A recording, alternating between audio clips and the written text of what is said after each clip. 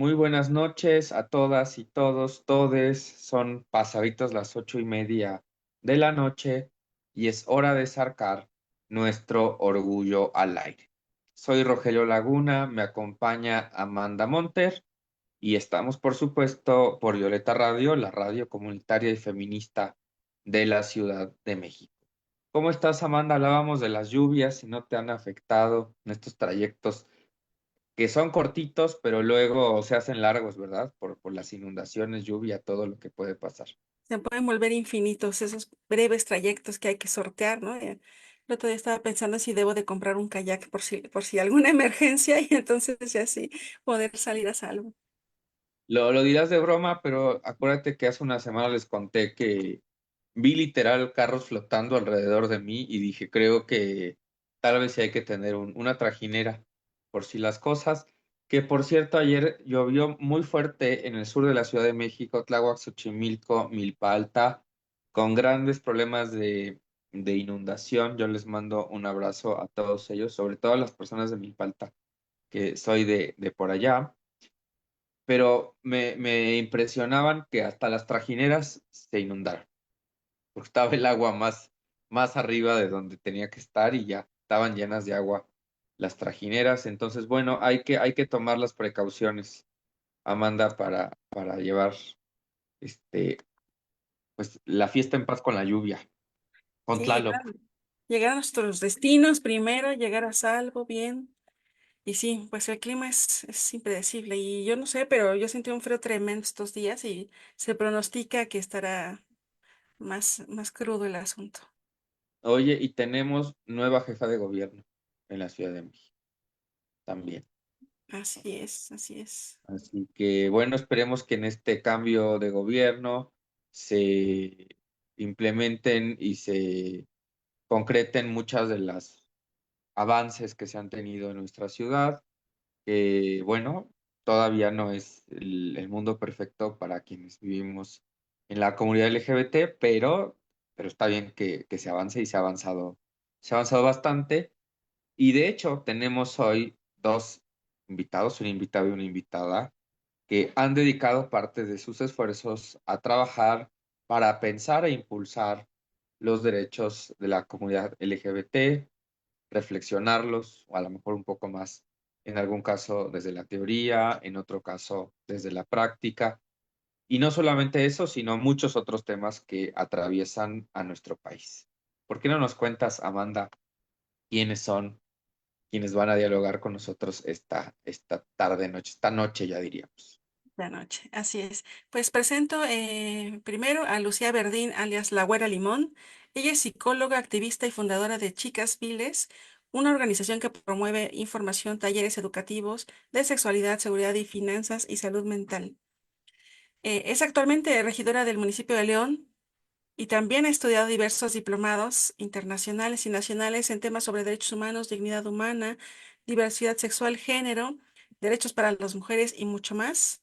Bienvenida, Güera. Y también tenemos a Moisés Israel Flores Pacheco, que es licenciado y maestro en Derecho por la UNAM, tiene un máster en Derecho Constitucional y es especialista en Derechos Humanos también, en Derecho Administrativo. Y él tiene una experiencia laboral pues, en el Poder Judicial de la Federación, pero también ha escrito diversas publicaciones en artículos y revistas especializadas. Y también ha sido docente, impartió diversos cursos sobre materias en derechos humanos y en instituciones. Bienvenido, Moisés, ¿cómo están? Buenas noches. ¿Qué tal? Buenas noches. Muchas gracias por la invitación. Un Hola, gusto. ¿qué tal? Buenas noches. Gracias. Bueno, pues nos da muchísimo gusto recibirlos en este espacio de Orgullo al Aire que todos los lunes nos alegra mucho a quienes estamos aquí, pero también esperamos a quienes nos están escuchando en sus autos, regresando a su casa tras el trabajo, sobre todo el lunes, ¿verdad? El lunes siempre como que a mí me cuesta más trabajo levantarme. Pues ya conforme avanza la semana, como que ya te vas relajando un poquito más. Y también a quienes nos escuchan el fin de semana en la retransmisión los domingos al mediodía. Y bueno, los hemos invitado para que hablemos de los derechos y sobre todo de los derechos de las personas LGBT. Y bueno, ¿cómo ven el panorama? ¿Qué les gusta? Decíamos que empieza un nuevo gobierno en la Ciudad de México, pero también empezamos un nuevo gobierno en el país. Y bueno, llegaremos ya a ese punto, pero ¿por qué no empezamos? Que nos hablen un poco más de quiénes son ustedes. Entonces ya Amanda nos presentó un poquito, pero díganos de viva voz qué les gusta decir de ustedes. Empezamos con Güera Limón. ¿Cómo ves? Y te escuchamos. Va que va, súper. Bueno, yo soy la Güera Limón, estudié psicología en la EPCA. Bueno, eso, soy psicóloga, soy feminista, he trabajado en defensa de derechos humanos por más de ya 13 años. Me considero, pues sí, justo desarrollándome desde el activismo territorial, comunitario, colectivo, ¿no? De las calles. Y bueno, actualmente me encuentro dentro de la administración de la Ciudad de León. Ya ahora sí que vamos de salida, les decía hace un ratito, ¿no? Ya nos vamos, pero me parece como muy importante porque lo que estamos haciendo siempre es el trabajo de visibilización y defensa de los derechos humanos, sobre todo de las mujeres lesbianas, bisexuales y trans en el Estado. Pues bienvenida. Ahorita vamos a dialogar más del trabajo que han realizado al frente de estos espacios y toca el momento de preguntarle a Moisés, bueno, además de lo ya dicho por Amanda, ¿qué más nos podrías decir de ti y si encuentras algunos otros intereses que expliquen un poco más cuál ha sido tu trayectoria? Claro que sí. Bueno, pues mi principal área de relación con los derechos de las personas de la diversidad sexual siempre ha sido desde el ámbito institucional. He trabajado en el servicio público.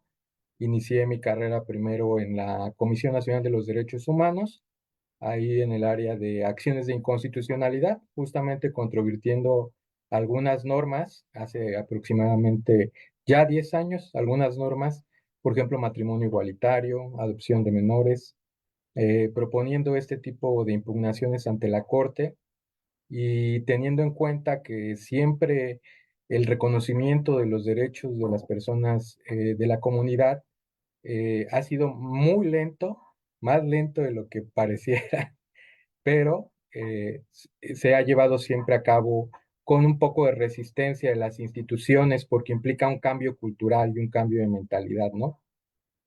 El argumento, podríamos decir, jurídico es muy simple, ¿no? Se basa en dos premisas. Uno, todos son iguales. Y dos, nadie debe de tener derechos diferentes por ninguna circunstancia, ¿no? Pero aceptar esas dos premisas que son muy simples, que todos somos iguales y que todos tenemos los mismos derechos, es lo que genera resistencia en la sociedad y en la cultura, ¿no? Entonces el cambio para mí desde el servicio público que lo he visto siempre ha sido paulatino. Sin embargo, creo que se han logrado ciertos avances importantes.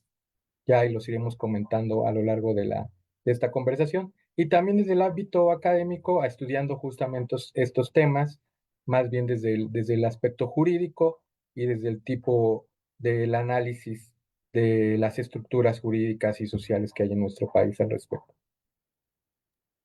Pues bienvenido y seguro que Amanda ya tiene muchas preguntas para nuestros invitados, porque son dos temas que te interesan mucho, ¿no? Tanto el trabajo con las poblaciones, sobre todo de mujeres de la diversidad sexual y, por supuesto, los derechos humanos. Sí, claro, la verdad es que es súper interesante la vertiente de ambos invitados, ¿no? De Güera, pues desde la parte de activismo y que poco a poco se fue colando a la política. Y ahora nos va a contar un poquito más de lo que ha propuesto y cómo lo logró, porque como bien dice Moisés, pues muchas veces la participación política no es tersa, ¿no? Al contrario, siempre va a haber resistencias, obstáculos. Sí, imagínense, si hay obstáculos para ejercer nuestros derechos, ahora tener la representación y la visibilidad política es como todavía más fuerte, güera. ¿Y cómo surge esta idea tuya de participar en la política? ¿Cómo fue? Cuéntanos. Fíjate que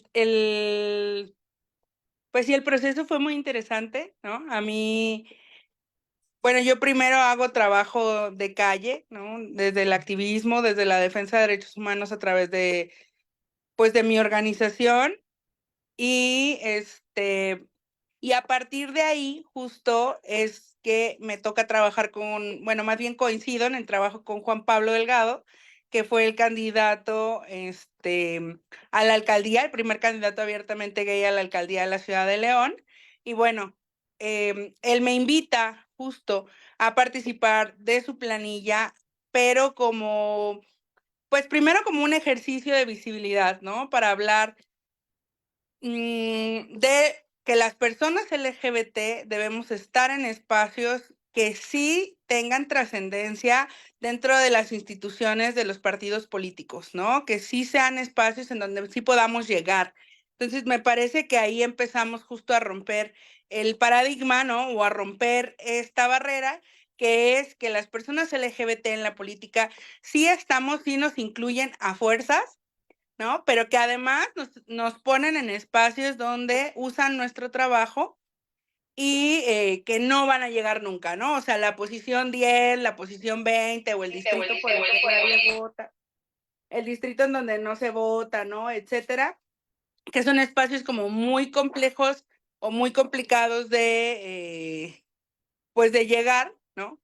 Como para decir, bueno, así cubrimos la cuota, pero pues al final de cuentas solamente usan nuestro trabajo y em, pues, pues sí, nuestros conocimientos, ¿no? Y nuestra experiencia, porque además a mí me parece que las poblaciones LGBT que estamos dentro de las cuestiones de políticas públicas, de acciones afirmativas, etcétera, sí estamos ya dentro de un conocimiento y de una experticia bastante importante, ¿no? Entonces, bueno, por ahí surge este tema. La verdad es que yo desde la organización siempre estuve como muy aparte, trabajando desde sociedad civil.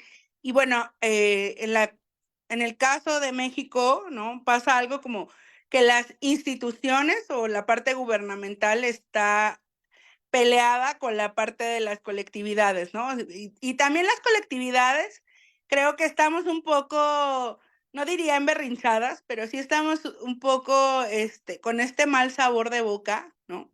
De haber participado en espacios y no haber sido respaldados a la hora de tener las oportunidades y tener los espacios. Claro, o sea, no somos no hemos sido así solo porque sí, ¿no? O sea, también hemos tenido malas experiencias, malos ratos y eso ha derivado de esta ruptura que se genera, ¿no? Pero pues a mí me parece muy importante justo empezar a retomar estas dos vertientes porque al final de cuentas la política y las agendas no se pueden hacer sin la parte social, sin la visión de las colectividades, sin la experiencia de las colectividades y sin la experticia, porque una política pública que no es acompañada de la experiencia y de la visión de la ciudadanía y de la visión de quienes tienen todo, pues como todo el conocimiento ya de cajón, ¿no? Ya de calle, ya de vivencia, pues es una política pública que no va a funcionar definitivamente, que no va a dar al blanco de las necesidades específicas de las poblaciones para las que está diseñada, ¿no? Entonces, me parece que un poco hay que ir rompiendo esa barrera, pero para romper esa barrera justo hay que ser más transparentes, más cercanos, fortalecer esta cuestión de la participación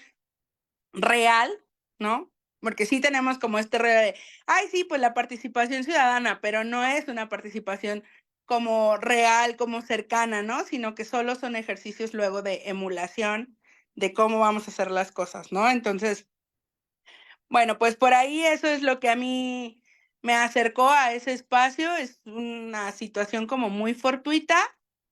Yo platicaba alguna vez con una amiga y me decía, güera, es que tú eres una acción afirmativa como bien llevada a cabo, ¿no? O sea, como hecha así, ¿no?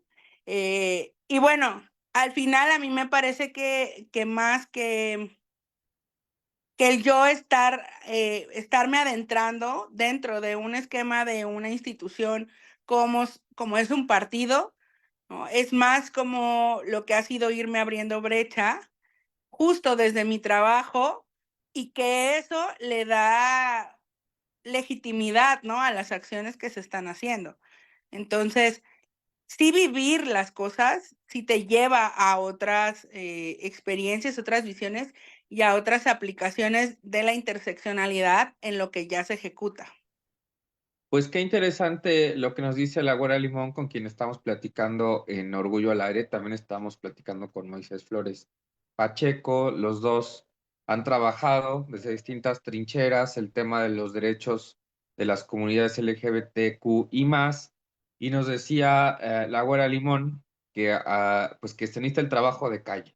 Quien no ha trabajado directamente con las comunidades, con la comunidad LGBT, pues está quedando atrás.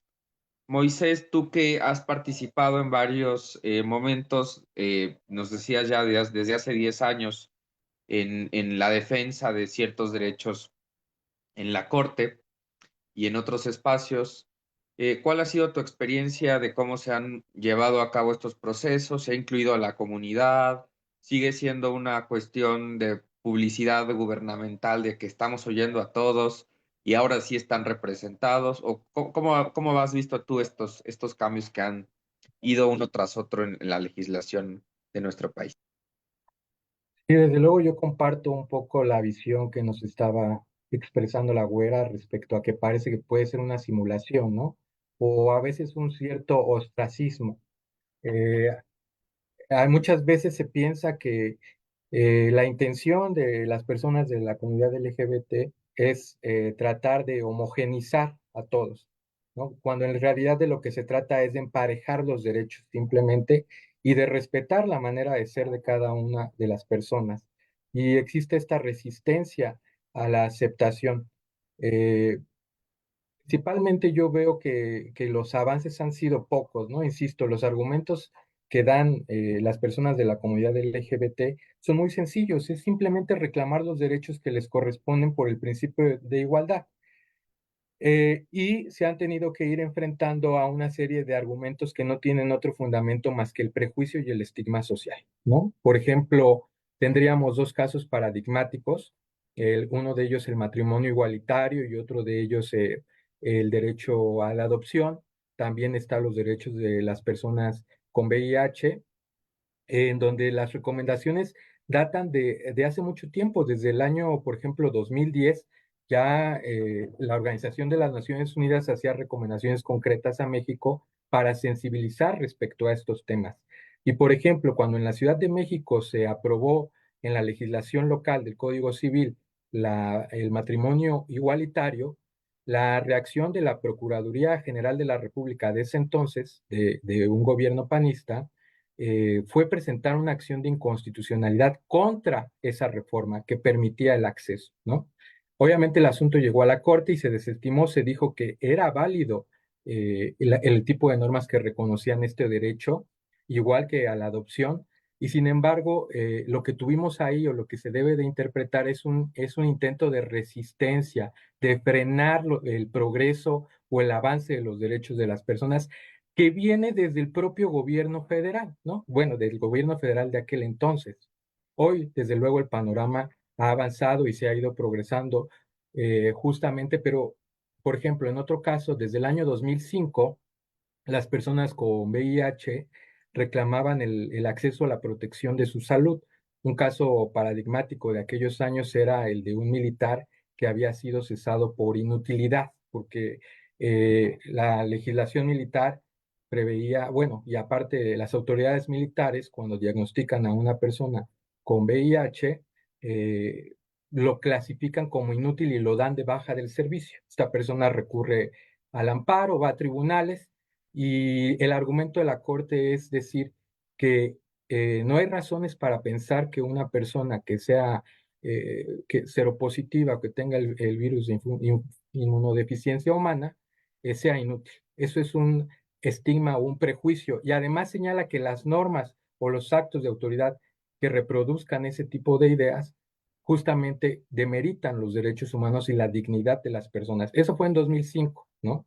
En 2014, por ahí hay otro amparo que se llama el amparo de Pabellón 13, que es del Instituto de Enfermedades Respiratorias, donde las autoridades tenían la obligación de construir un pabellón para dar atención a este tipo de personas y había demostrado que las autoridades no destinaban los recursos económicos ni los esfuerzos necesarios para la construcción de ese pabellón y lo pretextaban justamente en razones de índole administrativo o económico. La Corte dijo que era un deber de las autoridades demostrar que estaban realizando el máximo de esfuerzos posibles para poder proteger los derechos a la salud de este tipo de personas.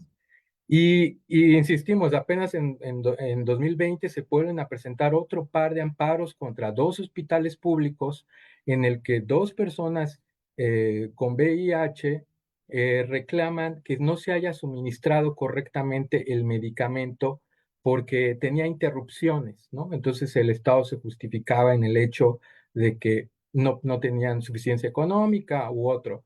Eh, las personas recurren al amparo y dicen justamente los riesgos de que no se esté suministrando un medicamento de este tipo de manera periódica pone en riesgo su salud y logran ganarle al Estado este tipo de amparos. Entonces vemos una cierta resistencia respecto a ciertos grupos. Además, por ejemplo, también existe esto de asociar las enfermedades como el VIH o el SIDA a grupos de la diversidad sexual, ¿no? Cuando esto no es una idea que corresponda con la realidad, ¿no?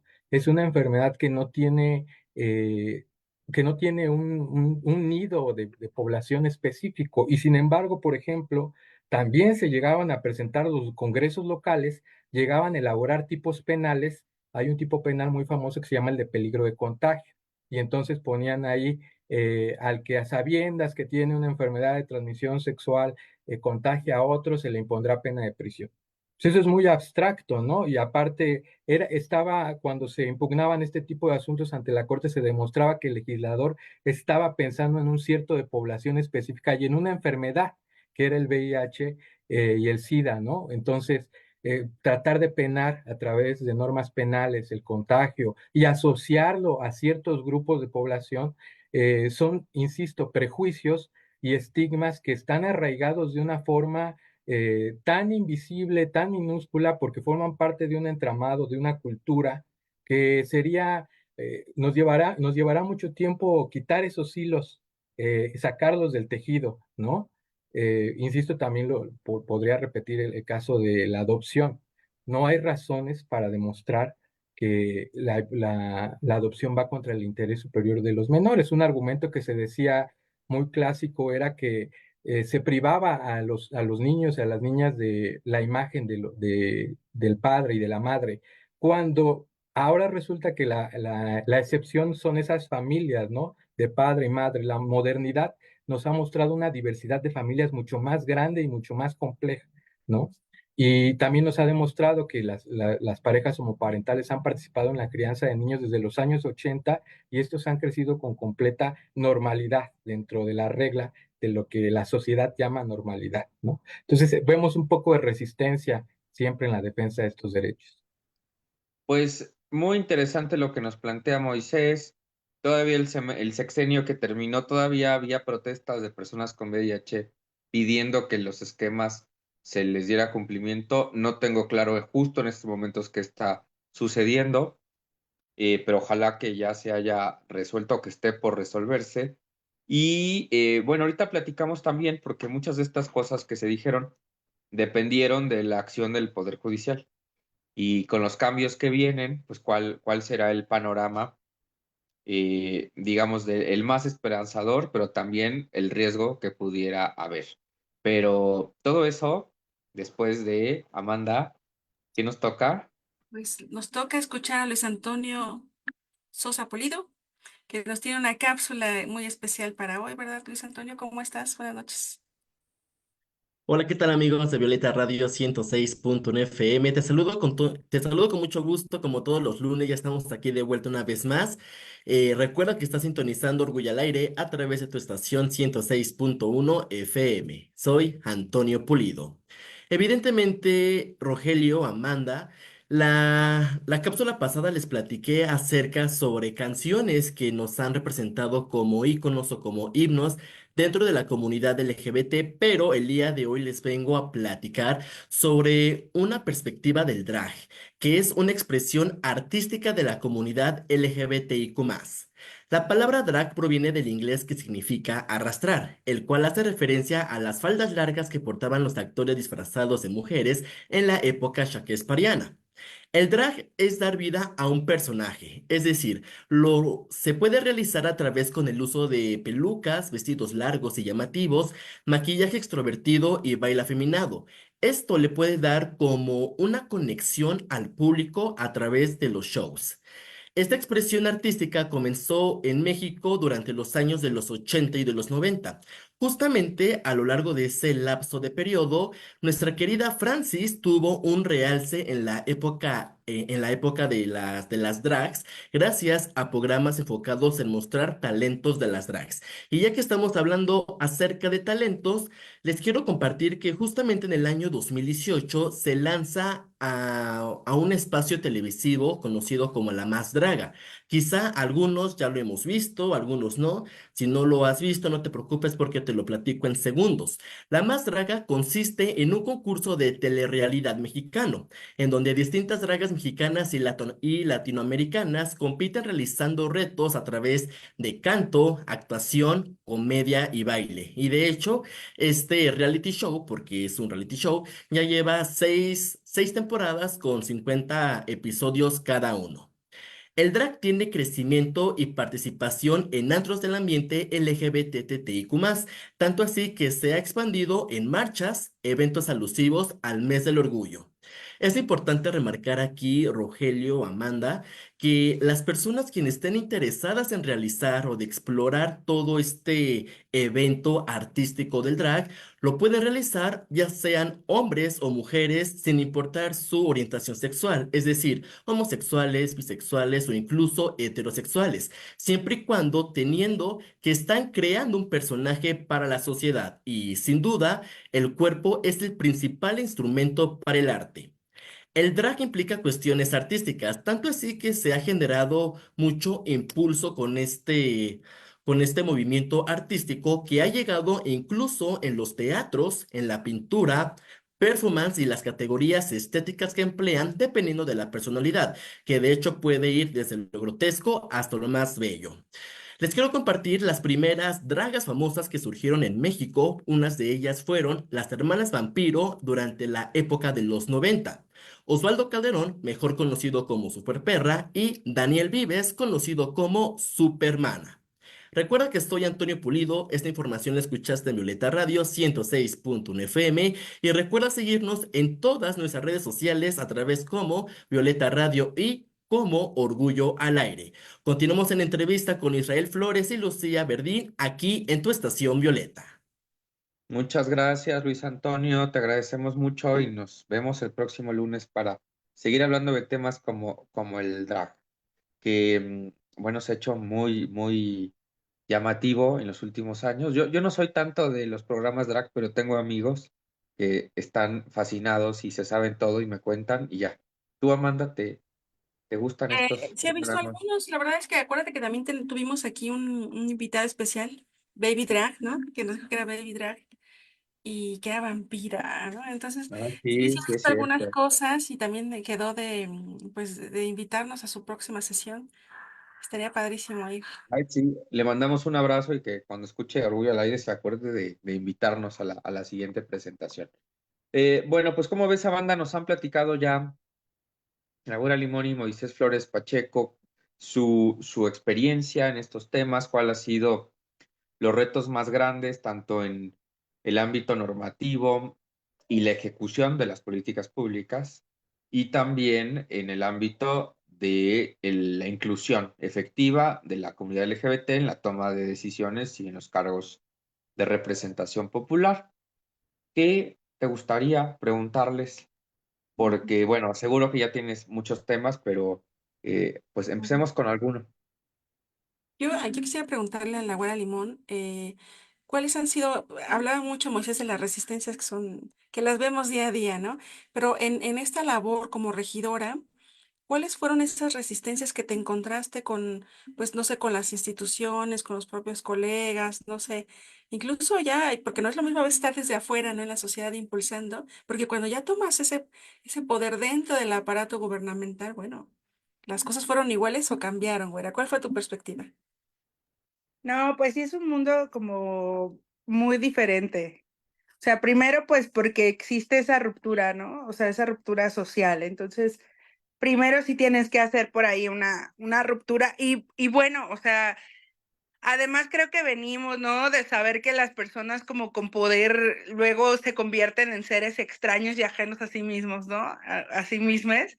Entonces, claro que incluso yo creo que en lo personal tenía mucho miedo de que eso sucediera, ¿no? O sea, de decir, eh, voy a llegar a un punto en el que ya no me voy a reconocer, ¿no? Y el poder me va a corromper y así como mil cosas, ¿no? O sea, pero creo que, y de la gente cercana a mí, ¿no? Algunas que son feministas, son antisistema y muchas otras cosas, también cupo ahí la duda, ¿no? Y creo que es una duda muy legítima porque a lo largo del tiempo hemos visto muchas personas que sí se van transformando, ¿no? O que las instituciones las van como comiendo, ¿no? Entonces, creo que mucho es el propio proceso, o sea, mucho es el propio proceso, pero sí, claro, o sea, las resistencias son muy fuertes. Además, bueno, estamos hablando de un municipio no súper chiquito, pero León tiene 1,5 millones de habitantes.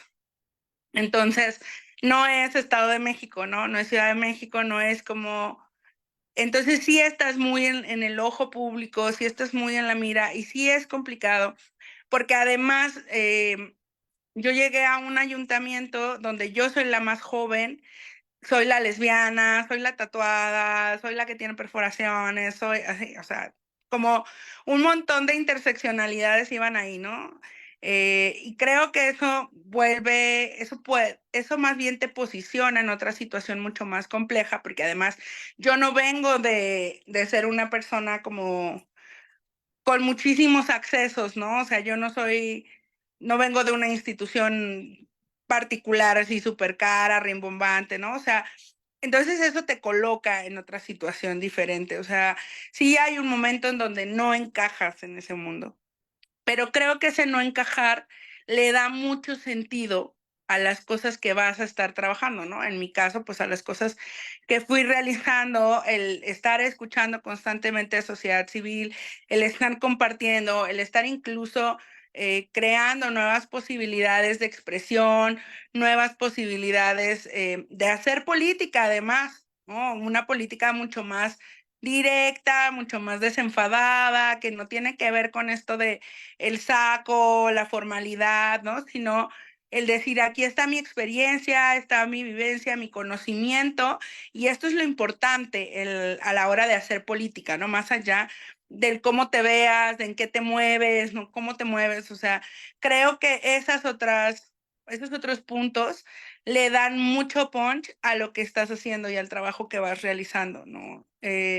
Me parece a mí algo súper fabuloso poder tener o haber tenido el privilegio, ¿no? De tener la voz en la tribuna y poder decir, poder hablar del acceso de las trabajadoras sexuales, poder hablar del acceso de los pueblos originarios, del acceso o no de las personas migrantes a los servicios de salud, a los servicios municipales, a los programas. O sea, empezar a cuestionar a las personas que ahí están. Y claro, o sea, sí tienes que hacer un poco duro el estómago, ¿no? Porque yo me acuerdo de las primeritas veces que llegué al ayuntamiento, eh, yo ya sabía que además iba a incomodar, ¿no? Entonces llegué con todo el mood no binario, ¿no? El pelo corto, la corbata, una camisa y así. Y entonces me acuerdo que sí recuerdo muy claramente que mis compañeros y compañeras sí me vieron de pies a cabeza como de, ¿y esta persona de dónde está sacada, no? Pero, pero eso yo creo que rompió el esquema y entonces fui haciendo otras cosas, ¿no? Me pinté el pelo rosa, me pinté el pelo así de mil colores, me lo rapé, mil cosas y creo que eso comunica un montón de cosas de cómo las personas que somos disidencias de muchas cosas, ¿no? O sea, somos disidentes incluso en la disidencia, ¿no? Nos tenemos que ir colocando en esos espacios, en la toma de decisiones, porque a veces no quieren verlo, pero a veces tampoco les alcanza la mirada hasta allá. Entonces, creo que un poco o un mucho, pues sí trabajé la interseccionalidad por ahí. Sí fue complicado. Sí, además, pues no es lo mismo ser partido en gobierno que partido de oposición, ¿no? A mí me tocó ser oposición y además me tocó estar sola. Entonces, fue un poco más complejo las iniciativas y todo, pero cosa que pasaba, o sea, como hay que revisar todos los reglamentos, cosa que le metíamos mano, ¿no? Y decíamos, hay que revisarlo y hay que cambiarle el lenguaje y hay que considerar que no es presidente, ¿no? Es persona a cargo de la presidencia. Entonces, me parece que las formas sí van diciendo mucho y van dejando muchas oportunidades para que otras personas estén. Yo les decía en el mensaje de la última sesión de ayuntamiento, dejo aquí la oportunidad, ojalá, de que más personas disidentes y con interseccionalidades diversas estén en estos espacios, ¿no? Una persona con discapacidad, una persona migrante, una persona trabajadora sexual, una persona trans, una persona, etcétera, ¿no? O sea, de pueblo originario, que sea LGBT, con discapacidad, o sea, que empecemos a ver esas otras maneras y esas otras existencias que también deben de tener representatividad y que también pueden, porque están totalmente capacitadas, ocupar un espacio de toma de decisión, ¿no? Entonces, pero sí hay muchas resistencias, o sea, sí hay muchas resistencias. Es complejo. Sin embargo, creo que justo el empezar a dar visibilidad, el empezar a nombrarlo, el empezar a posicionar los temas, abren un panorama muy interesante para seguirlo trabajando. Gracias por compartirnos esto, porque tenemos ejemplos también muy claros, como lamentablemente fue el caso de Magistrade Ociel, donde claramente se vio que había mucho que hacer y que en la medida en que las y los funcionarios se comprometan realmente con cambiar, pues ayuda mucho, pero no quiere decir que no haya una inercia gigantesca detrás que esté también ahí trabajando en contra de estos avances, ¿no? Por un lado, decimos que somos incluyentes, por el otro lado, acuérdate que siguen siendo minoría, ¿no? De alguna manera. Moisés, pues hablábamos hace rato de las políticas públicas en tensión con su implementación. Por un lado, se nos dice que tenemos derecho a la salud, por otro lado, si tienes VIH, pues te regateo tus medicamentos o te la hago cansada porque, digamos, hay prejuicios que quienes participan en los sistemas de salud o los propios funcionarios tienen, o el matrimonio igualitario, ¿no? Te cobro impuestos igual que a los demás, pero tú no te puedes casar, ¿no? O tú no puedes ejercer ciertas actividades que en realidad no tienen una justificación racional para ser detenidos. Y decíamos que gran parte del proceso depende de cómo la Corte o el Poder Judicial ha ido construyendo restricciones a estos prejuicios y a pedir que realmente se implementen rápidamente estos avances o de manera más rápida. Pero ahora que estamos en un momento de transformación del Poder Judicial, que todavía no tenemos tan claro exactamente hacia dónde va a ir, sabemos que hubo un cambio constitucional, pero ¿cuál es tu perspectiva de qué va a pasar ahora, por ejemplo, con estos modelos? Que un juez gane la elección popular no significa que vaya a ser menos prejuicioso o menos machista, o que no vaya a eh, por simpatías a lo mejor con el gobierno en turno, a lo mejor no se ponga tanto interés en a apoyar a ciertos grupos minoritarios para no ir en contra a lo mejor del partido. No lo sé, ¿cuál sería tu visión de qué podría pasar al respecto? Bueno, pues en principio es cierto que los tribunales constitucionales representan una garantía de los derechos, no solo de las personas de la comunidad LGBTI, sino de todas las personas y sobre todo de aquellos eh, que se suelen ser llamados minorías, ¿no? Mujeres, niños, ancianos, personas con discapacidad, etcétera. Sin embargo, yo creo que más allá de fijarnos en los tribunales o en los recursos jurídicos o judiciales, debemos tener en cuenta que esto es la última instancia, ¿no? O sea, cuando recurrimos a un tribunal constitucional o a un recurso constitucional es porque ya hay una violación flagrante.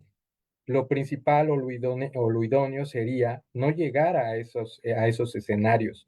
Y creo que esto solo se puede lograr a través de un cambio de la cultura. Insisto que el problema es el prejuicio y el estigma social, porque argumentos jurídicos, o sea, tenemos desde hace más de una década, desde el año 2010, 2005. Yo mencionaba el primer amparo de esta persona que siendo militar se le dio de baja por inutilidad, fue en el 2005. En el 2010 o por esos mismos años, la Corte ya había resuelto un amparo sobre una persona intersexual que tenía el derecho al cambio o al reconocimiento de su identidad. Entonces, los argumentos jurídicos están puestos desde hace más de una década y sin embargo no se cumplen, ¿no? También porque no es una labor exclusiva de los jueces, en realidad es una labor, en principio, tanto de las autoridades administrativas como el legislador. Pero, por ejemplo, en el ámbito del legislador están muchas recomendaciones que organismos internacionales vienen haciendo, insisto, desde hace casi una década. Por ejemplo, promulgar leyes que sancionen la discriminación o delitos como la homofobia o la transfobia o delitos que se cometen en contra de estas personas y sin embargo no hay un estándar de protección homogéneo en las leyes que así lo haga. O por ejemplo el reconocimiento de los derechos. Hasta hace poco se logró que el matrimonio igualitario fuera reconocido en el país después de casi 13 años. También existen, por ejemplo, la obligación que imponen los organismos internacionales en dar documentos de identidad a las personas que así lo deseen por razones de género, y esto tampoco se ha hecho en las leyes. Eh, Justamente uno de los motivos por los que surgen los tribunales constitucionales es para dar cabida y cauce a ciertos reclamos que las minorías no alcanzarían a lograr por la vía democrática, ¿no? Em, Cuando un grupo o una población no tiene el número suficiente para lograr llevar a la una cierta representación, es difícil que las peticiones que ellos quieran o el reconocimiento de derechos se logre alcanzar. Entonces, muchas veces, que esto es lo que ha ocurrido en nuestro país, esos reclamos llegan por la vía judicial, porque es la vía, podríamos decir, del estudio, de la argumentación jurídica, la que hace que estos reclamos tengan cauce o cabida, ¿no? Eh, Sin embargo, yo insisto, el legislador debería de asumir más su papel activo y de comprometerse más. La güera nos estaba platicando lo que es la resistencia en ámbitos pequeños como son el ámbito municipal, el ámbito local, no hay representatividad ahí y tampoco hay una aceptación de la diversidad, de lo diferente, hay un rechazo. Al principio estaba yo hablando de que el principal cambio debería de ser cultural porque lo que se deben romper son los prejuicios o los estigmas y lo primero es darnos cuenta de que la diversidad sexual siempre es motivo de burla y castigo, ¿no? O sea, ese es eh, la principal manera de rechazarse en el día a día. Eh, si una persona manifiesta su orientación sexual, como fue el caso del magistrado, es muy seguro que habrá una serie de burlas y chistes. El chiste es justamente una forma de castigar, de burlar, de estigmatizar, que viene del prejuicio, ¿no? Y son estas pequeñas expresiones las que pasan impercibidas y sin embargo son las que van contribuyendo a mantener esos estigmas y que continúe esta denostación de la diversidad sexual, ¿no? Por ejemplo, eh, recuerdo muy comúnmente que alguna vez estaba revisando justamente las declaraciones de funcionarios públicos y en los años 90 o algo así, una persona con VIH se suicidó por por el objeto de burlas que era, ¿no? Y la nota que sale en un periódico es decir, suicida, y la burla era justamente un juego de palabras, ¿no? Eso por los años 2000. Insisto, a veces desde el lenguaje, la burla, el castigo, la denostación, el rechazo, nos demuestra que el verdadero problema es cultural, porque, insisto, el problema jurídico está resuelto, ya tenemos los argumentos, decía yo, básicamente, pues son más que dos premisas, es decir, todas las personas nacemos iguales y todas las personas tenemos los mismos derechos. El problema ahí no es jurídico, el problema es cultural. Y esto está declarado desde 1945 en la Declaración Universal, del 1948, perdón, en la Declaración Universal de los Derechos Humanos, desde hace ya casi 80 años, ¿no? Entonces, y estas ideas aún no logran permear porque lo que en verdad se debe de combatir, que son los prejuicios y los estigmas, y que solo se combaten a través de la educación y un cambio cultural, no está llegando a donde debe. Por ejemplo, para mí me parece muy incómodo tener que admitir ciertos chistes, ¿no? En el día a día y en el ámbito cotidiano, y desde los ámbitos políticos, ¿no? O sea, y eso se tiene que aceptar y justamente va perpetuando este tipo de resistencias que nos encontramos. Respecto, insisto, a la reforma, bueno, pues habrá que ver cómo se implementa, pero a mí me gustaría más ver un, que una lucha en tribunales, una lucha educativa, ¿no? Un cambio en las estructuras del día a día y en el cotidiano, ¿no? También es interesante ver cómo los organismos que se dedican a la lucha de la discriminación y a los derechos humanos han documentado que los principales espacios donde las personas de la comunidad LGBTI sufren rechazo y discriminación es la calle y el servicio público, ¿no? Entonces, eh, es curioso que una persona no pueda salir a la calle a disfrutar su forma de ser o a expresarse porque tiene miedo. Entonces, los principales espacios están secuestrados, ¿no? eh, Insisto, debe de ser un cambio cultural y educativo el que nos conduzca a lugares donde las personas no se vean obligadas a reclamar sus derechos ante tribunales judiciales, ¿no? Eso sería lo ideal para mí. Sí, y Gracias. justo, fíjate que cuando iniciamos la charla y hablas tú de las resistencias, pues es que ir al Poder Judicial, ¿no? O a la jurisdicción federal, por ejemplo, es una suerte de remediación, ¿no? Y yo pensaba, bueno, ¿y dónde está el control ex ante de la protección de los derechos humanos? ¿Dónde estamos pasando por el tamiz de los derechos humanos y estos lentes violeta y todo esto? Estas iniciativas de ley, por ejemplo, ¿no? O estas modificaciones administrativas que a veces están, como tú bien dices, Moisés, está velada ahí, o a veces muy expresa la discriminación. Eso es súper importante. Y también pensaba, ¿no? Por ejemplo, vi que tú eres docente y, por ejemplo, de alguna manera también la Güera Limón instruyendo, sensibilizando a las sociedades. Yo también creo que la respuesta es ahí, no sé, Rogelio, ¿no? La educación, la sensibilización, también Sí, ahí. definitivamente, y de hecho esa es la pregunta que les quería hacer para casi ir cerrando porque estamos ya a escasos 7 minutos de acabar el programa, y es quiénes son sus referentes o en quiénes piensan. Hemos escuchado aquí hacemos esta pregunta a nuestros invitados e invitadas y nos dicen, no, pues Harvey Milk o no, Nancy Cárdenas, pero a mí me gustaría saber en quién se inspira la Güera Limón y qué se inspira Moisés Flores Pacheco para, pues, del día a día ir dando la batalla en la protección de los derechos desde los espacios de toma de decisiones y de las instituciones. Y también a ver si un día hacemos una lista de todos ¿no? las referencias que nos han dicho para que, y si no conocen a estos personajes, pues los pueden ir conociendo. En un minutito, Güera, dinos, ¿en quién te inspiras para el trabajo del día a día? Híjole, yo creo que es bien complicado como decidir una sola persona. Creo que me inspira un buen, o sea, no podría decir una sola persona, más bien me inspiran las colectividades de mujeres que están resistiendo en todos los espacios, ¿no? Digo, afortunadamente eh, he tenido la oportunidad de conocer colectividades de mujeres lesbianas en toda la República y yo creo que ese es mi mayor referente, o sea, el cómo ellas van organizándose, haciendo cosas como tan complejas, generando información, haciendo archiva histórica, o sea, me parece que para mí, más que una referente teórica, porque yo primero llegué al feminismo y a la defensa de derechos humanos a través de la práctica y después conocí la teoría, ¿no? Entonces, a mí me parece que mi mayor referente es eso, que las mujeres y las colectividades de mujeres van avanzando, van haciendo cosas nuevas, van haciendo cosas diferentes y entenderlas como